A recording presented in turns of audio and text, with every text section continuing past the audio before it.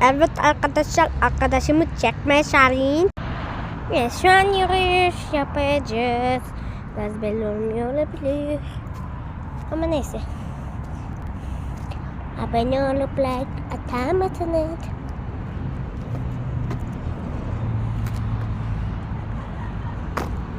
Bugün hava çok güzel.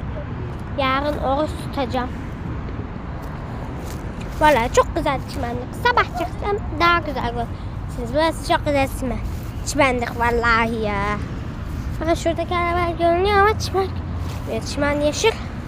Acaba telefon ışığı yanar mı? Yanmıyor ya. Neyse saat bil.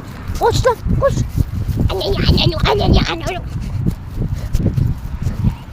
Anam nerede? Anamı kaybettim. Olamaz. Hemen gideceğim. Anam yoktu. No.